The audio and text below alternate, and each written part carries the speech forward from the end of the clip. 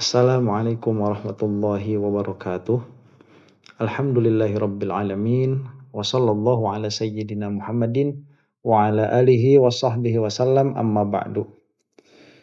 Video kali ini santai ya. Kita ngobrol saja. Entah mungkin nanti bagian tengah atau agak akhir saya akan membacakan kitab.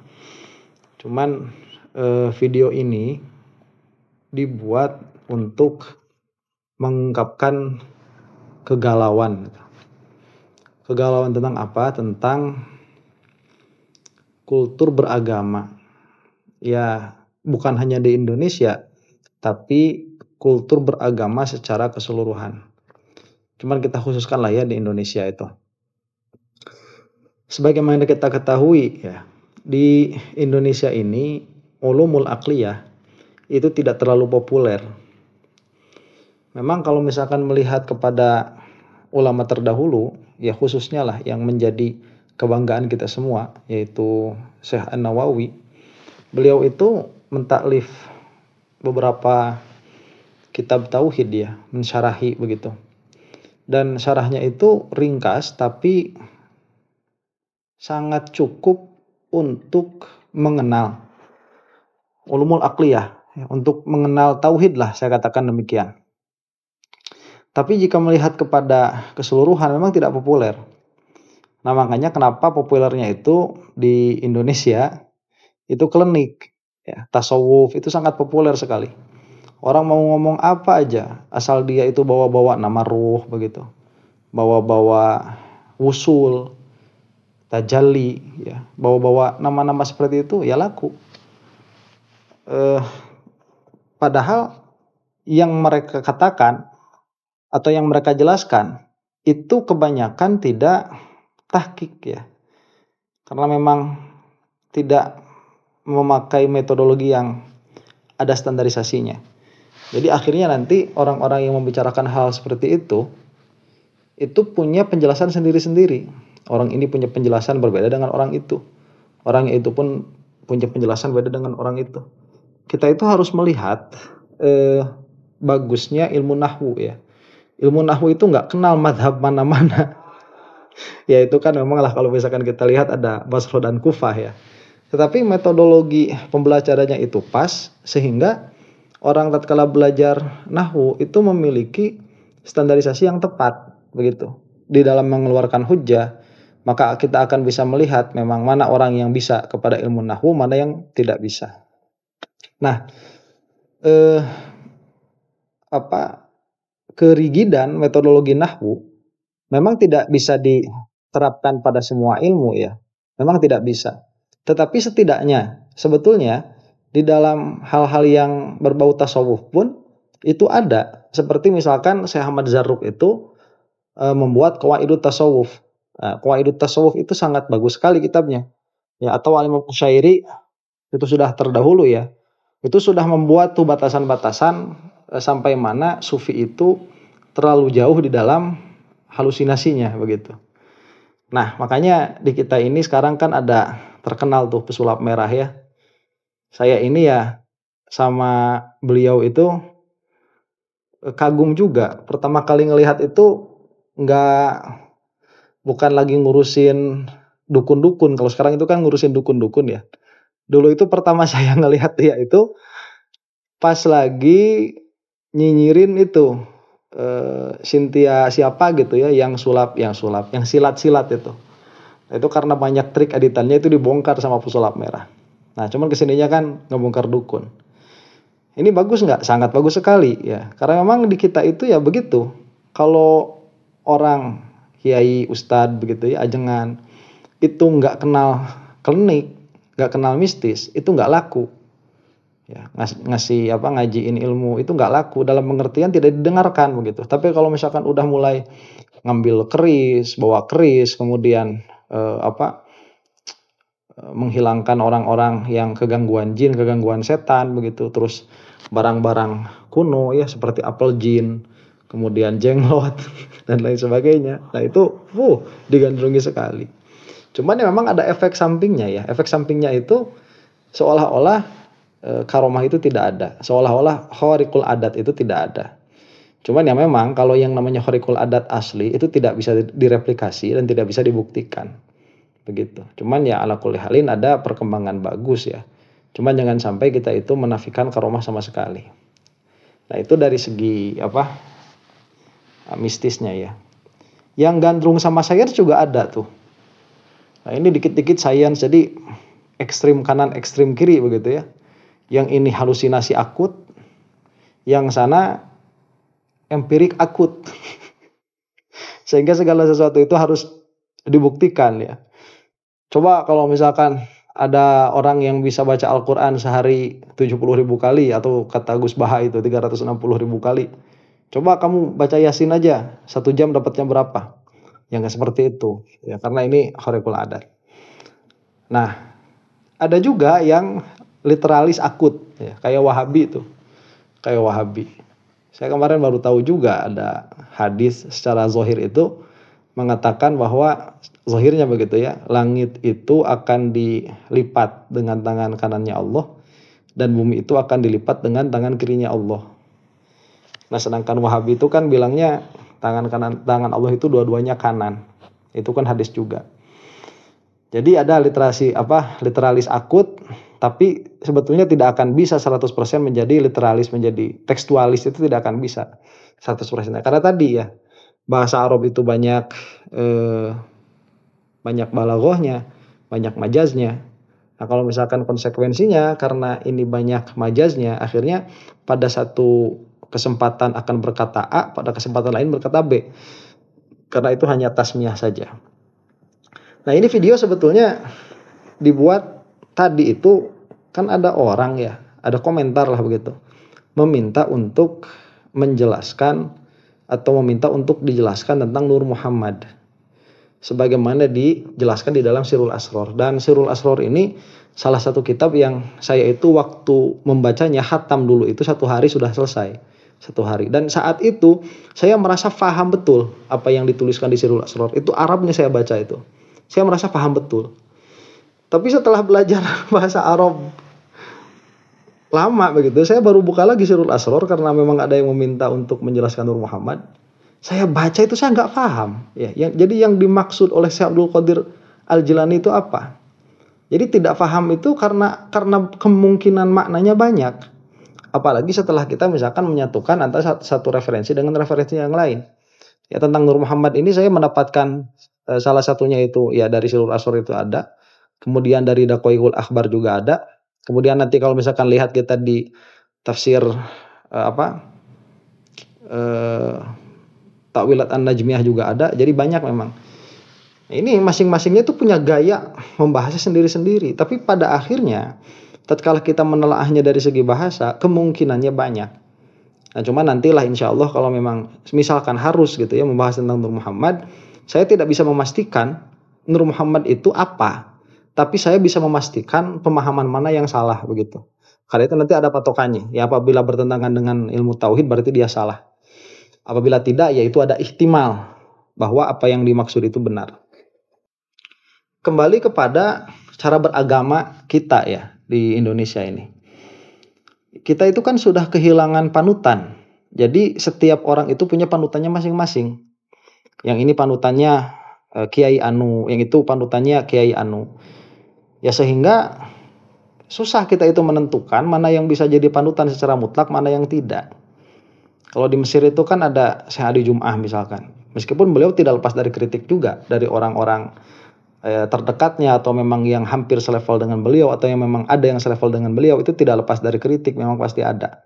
Tapi setidaknya perkataannya itu ilzam kepada orang-orang awam. Maksud ilzam itu mengikat. Nah, di kita ini tidak ada, sudah kehabisan role model kita itu. Sudah tidak ada. MUI ya demikian adanya ya. Memang tidak punya payung hukum juga misalkan buat bilang Wahabi sesat misalkan begitu ya, memang nggak punya. Nah, pada akhirnya umat kan terombang-ambing begitu. Tatkala tidak memakai akalnya dengan benar, tatkala tidak memakai patokan-patokan yang benar di dalam beragama, akhirnya beragama kita itu menjadi seperti ini. Ya banyak cekcoknya. Memang nanti di situ masuk orang-orang seperti Gurgem itu ya, kayak Kumaila, kemudian Ade Armando, itu masuknya di situ. Mereka juga mungkin punya niatannya baik.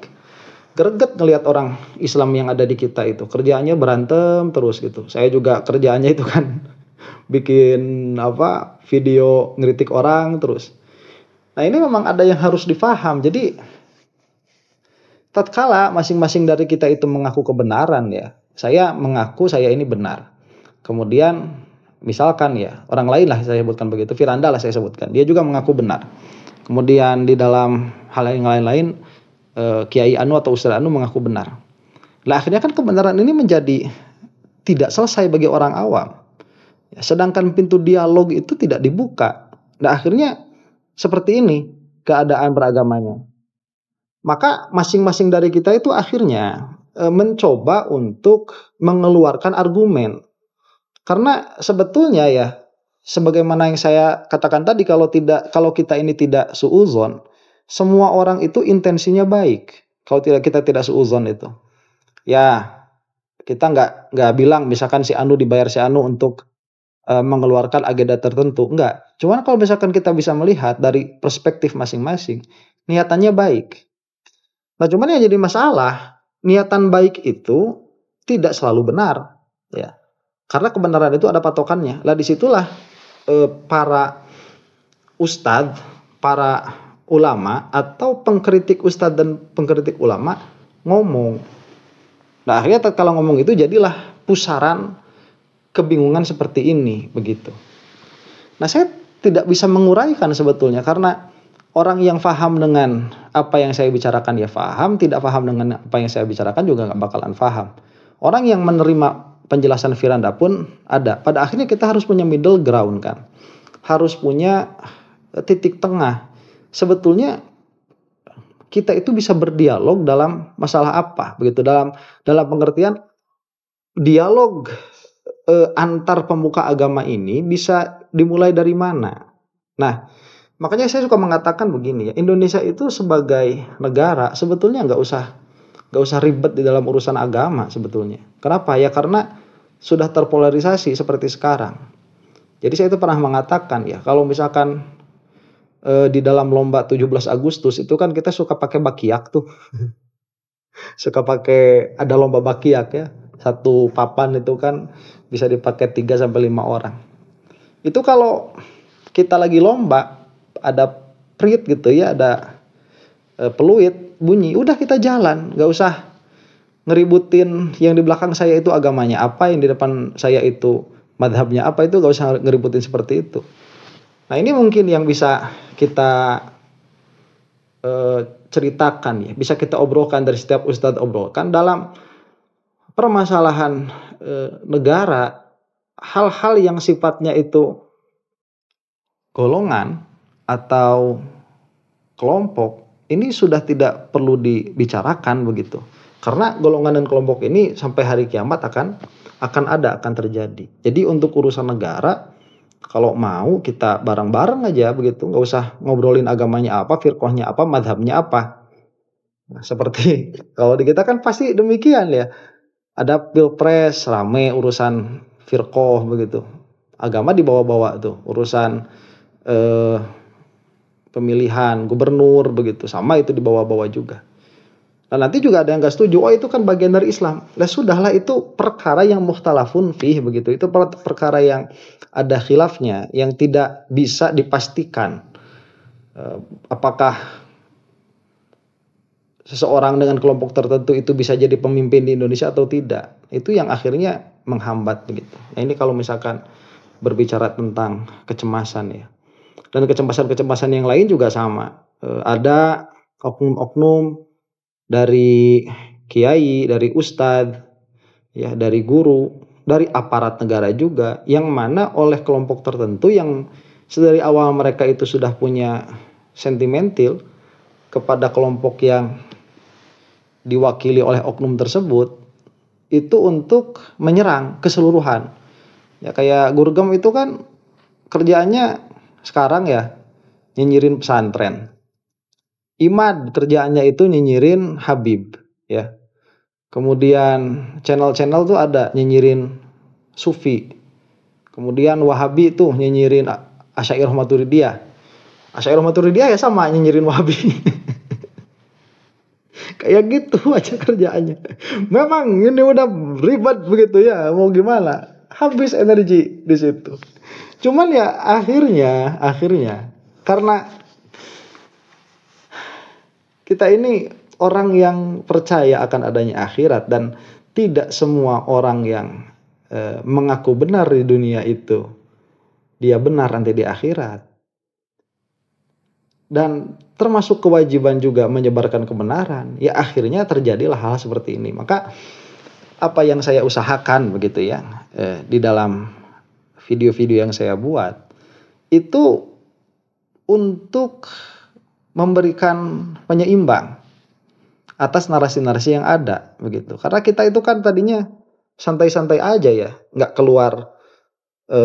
Siapa sih NU itu yang suka memusyrik-musyrikan orang itu? Orang NU itu gereja aja dijaga sama Banser sama Ansor itu. Nggak bakalan pernah ada dulu orang NU itu bilang Wahabi kafir begitu. Kemudian Wahabi itu apa?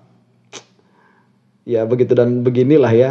Itu nggak bakalan keluar kata-kata seperti itu. Nah akhirnya kan mereka tuh yang mula-mula mensyirik-syirikan Amalia sekarang sudah mulai ke akidahnya di utak-atik begitu. Cuman ya ala kulli halin ya. Akhirnya kan kita ini hanya bisa kalau dalam bahasa kerennya lah ya, bahasa soknya itu menyelamatkan. Kita itu hanya bisa menyelamatkan memang orang-orang yang mau selamat, yang mau mendengarkan, yang mau isgha. Maka kita mengeluarkan hujah sebisa mungkin, sebagus mungkin supaya orang yang mau mendengarkan dan orang yang mau memperhatikan hujah itu bisa terbawa, bisa masuk ke dalam kebenaran. Nah, saya mau membuka sedikit saja. Ini di dalam kitab Syarah Muqaddimat karya Imam Sanusi. Ada muqaddimah keempat di sini. Al-Muqaddimatur Rabi'atu. Muqaddimah keempat fi usulil kufri wal bid'ah. Mengenai bibit ya, asal fondasi kekafiran dan bid'ah. Jadi karena kekafiran itu ya banyak ya. Kristen ya kita sebut kafir, Hindu Buddha ya demikian. Kemudian orang yang naturalis itu, yang ateis ya kafir juga. Pokoknya banyak sekali. Kemudian bid'ah juga banyak tuh. Kayak siapa? Karomiyah, Jahmiyah, Wahabiyah kalau sekarang itu. Mu'tazilah itu pun firqah-firqah yang bid'ah juga. Nah, kebid'ahan ini banyak. Cuman kalau kata Al-Imam As-Sanusi, intinya itu cuman 6. Dari 6 inilah timbul kekafiran dan kebid'ahan. Disebutkan di sini wa usul kufri wal bid'ah sab'atun. Dan asal dari kekafiran dan bid'ah itu ada 7 ya, bukan 6, ada 7. Yang pertama itu al-ijabudz dzati wa huwa isnadul kainati ilallahi ta'ala ala sabili ta'lili awi tab'i min ghairi ikhtiyarin. Yaitu menetapkan perkara-perkara yang ada itu kepada Allah Subhanahu wa taala dengan jalan ta'lil, thariqatul illat nanti disebutnya, awit tab'i atau dengan jalan tabiat min ghairi ikhtiyarin, tanpa Allah itu memiliki ikhtiar. Nah, ini bukan yang mau saya bahas ya, karena ini nanti masuknya cabangnya kemana nih dari sini. Ini cabangnya itu nanti ke falasifah. Ya falasifah, kemudian evolusionis, naturalis, ateis mah enggak masuk, ateis udah keluar sama sekali begitu ya. Nah ini nanti di situ tuh keluarnya. Kemudian wat tahsinul aqli ya, tahsin aqli wa huwa kaunu af'alillahi ta'ala wa ahkamihi mauqufatan aqlan 'alal aghradi wa hiya jalbul masalihi wa dar'ul mafasidi. Yang kedua itu melihat bahwa Allah Subhanahu wa taala itu harus berbuat baik begitu ya. Shalah wal aslah nanti ini keluar jadi Mu'tazilah. Kemudian nanti keluar kayak kemarin tuh The Problem of Evil ya. Si siapa itu? Channel God and Beyond. Itu di sini juga nanti masuknya. Kemudian ada at-taqlidur radi. Ya, at-taqlidur radi'u, taklid yang jelek. Wa huwa mutaba'atul ghairi li ajlil hamiyyati wat ta'assubi min ghairi talabin lil haqqi. Itu karena terlalu cinta, terlalu fanatik kepada suatu kelompok, suatu golongan, tanpa dia itu memperhatikan apakah kelompok atau golongan yang dia ikuti itu benar atau tidak. Nah, ini juga menjadi asal kekafiran dan kebid'ahan. Kemudian warabtul adi, wa itsbatut talazumi baina amrin wa amrin wujudan aw adaman biwasitati takarrur. Ya Rabdul Adi itu kita melihat apa? Empiris, kaum empiris yang mereka itu selalu melihat tarotub kejadian dari satu kejadian kepada kejadian yang lain sebagai sebab. Jadi Allah menciptakan A, Allah menciptakan B, besoknya Allah ciptakan A lagi, ciptakan B lagi, lusanya Allah ciptakan A lagi, ciptaan B lagi. Nah, punya i'tiqad Allah yang menyebabkan kepada B begitu. Nah, itu nanti ya seperti kaum empirik ya. Wal jahlul murakkab. Kemudian yang seterusnya apa? Bodoh murakkab. Wa yajhalal haqqa wa yajhala jahlahu bih. Dia itu tidak tahu kebenaran dan dia itu tidak tahu bahwa dirinya tidak tahu kepada kebenaran. Wat tamassuk fi aqaidil imani bi mujarradi zawahiril kitabi was sunnati. Nah, ini yang akan kita agak bahas sedikit. Ini nanti kalau misalkan mau dibahas agak panjang ya tentang ini satu-satu, kemudian cabangnya kemana saja, komentar. Nah, itu. Nih, wat tamassuk fi aqaidil imani bi mujarradi zawahiril kitabi was sunnati.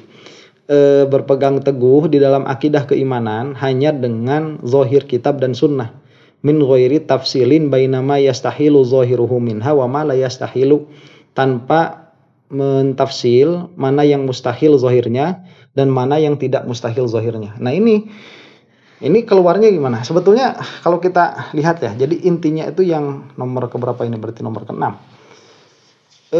Kalau mau lihat i'tiqad, apa-apa yang harus diitikodi, itu hadis dilihat zahirnya, kemudian dibaca, difahami, diimani begitu.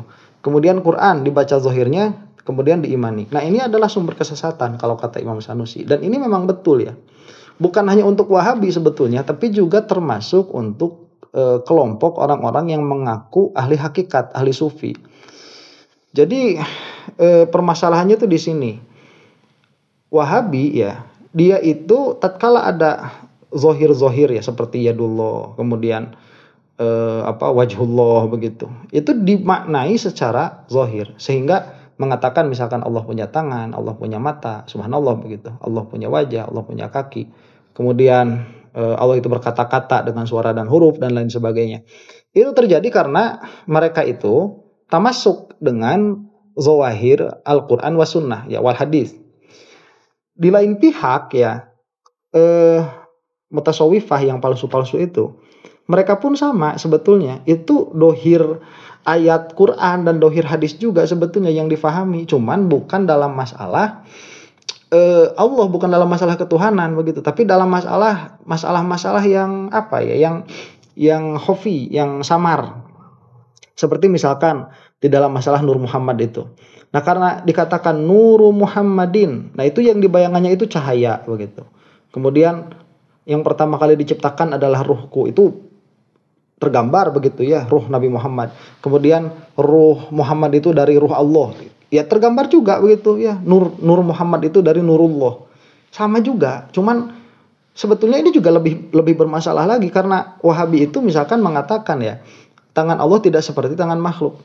Tapi kalau para sufiah itu tidak sampai mengatakan nur dari cahaya Allah yang tidak seperti cahaya makhluk, itu menciptakan cahaya Nabi Muhammad, Nur Muhammad Shallallahu Alaihi Wasallam yang tidak seperti cahaya yang lain gitu. Nggak sampai ke situ. Jadi akhirnya yang main apa? Yang main ilustrasi, yang main itu imajinasi, yang main itu asosiasi, mengasosiasikan sesuatu dengan sesuatu yang lain. Jadi tatkala disebut Nuru Muhammadin, karena kita yang namanya nur itu yang berpijar dan bersinar seperti itu, akhirnya dibayangkanlah di dalam dirinya itu perkara yang bersinar dan berpijar seperti itu ya, atau misalkan lebih dari itu atau kurang dari itu. Nah, ini kan gara-garanya apa? Gara-garanya tidak mengetahui lughah, tidak mengetahui mana yang wajib dan mana yang mustahil begitu. Ini kalau kepada Allah Subhanahu wa taala. Nah, nanti di dalam yang selanjutnya wal jahlu bil qawaidil aqliyati wa bil lisanil arabi, yaitu bodoh kepada kaidah-kaidah akliyah dan kepada lisanul arabi, kepada bahasa Arab. Alladzi huwa ilmu lughati wal i'rabi wal bayan, yang mana dia itu adalah ilmu lughah, ilmu i'rab dan ilmu bayan. Akhirnya tatkala memahami sesuatu itu, yang aklinya nantilah ya kita bahas. Ini yang lughahnya dulu. Misalkan ya, tatkala disebut Nuru Muhammadin, itu nggak pernah dibahas. Sebetulnya ini idhofahnya idhofah apa? Ya, apakah ini itu idhofahnya? Jadi kalau misalkan Nur Muhammad itu dimaknai, misalkan ya, Nur Muhammad itu ya Nabi Muhammad yang itu, cuman Nabi Muhammad Shallallahu Alaihi Wasallam yang lahir di Mekah dan wafat di Madinah, cuman kalau itu dalam bentuk jasad, kalau ini mah dalam bentuk cahaya. Lah itulah adalah yang pertama.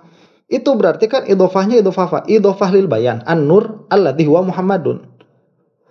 Cuman apakah seperti itu begitu? Ya, apakah seperti itu? Apakah yang dimaksud itu idhofah lil bayan? Karena idhofah itu kan banyak maknanya. Bagaimana kalau itu idhofah musyabbah bih kepada musyabbahnya, yaitu Muhammad kan nur, atau an-nur ka Muhammadin, ya, atau dia tuh hanya tasmiyah, hanya tasmiyah saja, yang mana an-nur al-musamma bi Muhammadin begitu, ya, seperti jadi siapa yang bisa, yang mengaku ahli-ahli tarikat, ahli-ahli sufi, ahli batin, yang mereka itu menguasai lughah, i'rab dan bayan secara paripurna begitu. Siapa? Sehingga penjelasan mereka itu akhirnya akan presisi. Jadi memahaminya dulu harus presisi, kemudian menjelaskannya pun supaya presisi begitu. Nah, itulah yang tadi saya sebutkan tatkala membaca Sirul Asrar. Dulu itu saya merasa paham betul. Ya, karena ya itu kan ada nanti kesananya ada tiflul ma'ani begitu ya. Kenapa disebut tiflul ma'ani, nanti ada ada ibunya dan lain sebagainya. Itu kita berimajinasi sangat sangat keren sekali. Tapi setelah mengetahui bahasa Arab, meskipun bahasa Arab saya ya tidak sebagus kawan saya itu, jauh sekali. Saya jadi bingung sebetulnya yang ingin disampaikan oleh Syekh Abdul Qadir itu dari beberapa kemungkinan makna itu yang mana.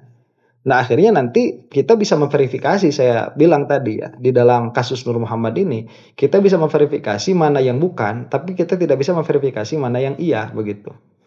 Nah, nanti kalau misalkan Nur Muhammad ini tetap mau dibahas, ya komen lagi di bawah. Cuman saya disclaimer dulu dari sekarang ya, kalau mau membahas Nur Muhammad itu, saya tidak bisa memastikan muradnya apa, tapi saya bisa memastikan apa yang bukan. Nah gitu, karena patokannya tadi ilmu aqaid, di dalam akidah itu sudah ada patokan-patokan yang tidak boleh dilabrak. Nah itu. Jadi kesimpulannya itu harus mulai digalakan ya. Mempelajari bahasa Arab itu dengan baik. Dengan sangat baik. Karena kebanyakan itu kita berhenti belajar setelah menguasai tarkib ya, setelah kita bisa mengi'rab lah begitu, setelah mengi'rab. Jadi kan orang-orang yang suka baca kitab itu paham ya. Tatkala kita membaca kitab itu, kadang-kadang yang ada di kepala kita itu i'rabnya, susunannya. Jadi tatkala mengartikan, otak kita itu harus switch dulu begitu. Harus berubah dulu.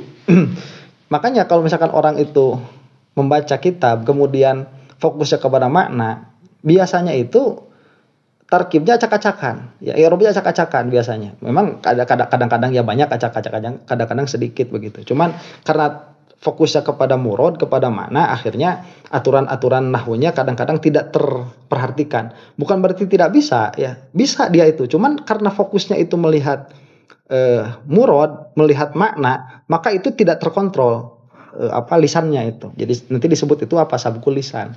Nah, itu sering terjadi sama saya. Makanya kalau ada yang mau mengkritik ya silahkan tentang bacaan saya. Saya kalau misalkan saya sabkul lisan, pasti saya itu minta maaf karena itu memang kesalahan misalkan. Nah, cuman jarang sekali ya. Misalkan di antara kita itu yang membaca, kita melihat jumlah nih. Jumlah ini hubungannya dengan jumlah yang sebelumnya apa? Hubungannya dengan jumlah yang setelahnya itu apa? Itu sudah mulai jarang tuh. Ya, i'rab jumlah. Nah, akhirnya banyak orang kayak Firanda misalkan, dia itu enak sekali kan ngambil penjelasan di sini lempar ke sana. Ngambil penjelasan di sini lempar ke sana. Itu nanti akhirnya korup ya di dalam memahami, akhirnya akan korup di dalam menyampaikan. Nah, yang lebih susah lagi itu masuk ke dalam bayan tuh. Jadi tatkala kita itu membaca ya, selain kita itu melihat murad dari apa yang tertulis, kita itu memperhatikan nuktah balaghahnya. Kenapa ini ditakdim, kenapa ini ditakhir? Kemudian kalau ada idhofah ini idhofahnya apa? Kemudian kalau menisbahkan suatu perbuatan kepada perbuatan yang lain, ini maksudnya apa begitu. Bukan perbuatan kepada perbuatan yang lain, perbuatan kepada sohibul fiilnya. Nah, ini gaya bahasanya gaya bahasa apa begitu. Itu jarang sekali hadir di dalam diri itu. Nah, makanya kalau misalkan saya itu berusaha ya, selama satu kitab ini ada syarahnya, saya tuh nggak berani membaca aslinya. Saya punya Ihya Ulumuddin sampai beberapa jilid nih. Ada yang cetakan Haramain 1 ya. Ada yang kemudian dari Petuk itu dari Kediri 1, itu 2. Kemudian ini dari Darul Minhaj 3. Karena saya ini punya prinsip kalau ada syarahnya itu saya tidak mau mempelajari. Ada ithaf ya. Ithaf saya beli juga tuh, sebelah mana tuh ya? Ada. Dibeli juga tuh. Jadi selama kitab ini ada syarahnya, usahakan jangan membaca matannya. Maksudnya jangan membaca matannya itu, jangan kamu itu punya pemahaman sendiri dari matan. Kenapa demikian? Karena ada alasan kenapa kitab itu disyarahi. Ya, kemungkinan besarnya itu kamu tidak akan terlalu paham apabila syarah ini tidak dibuat begitu.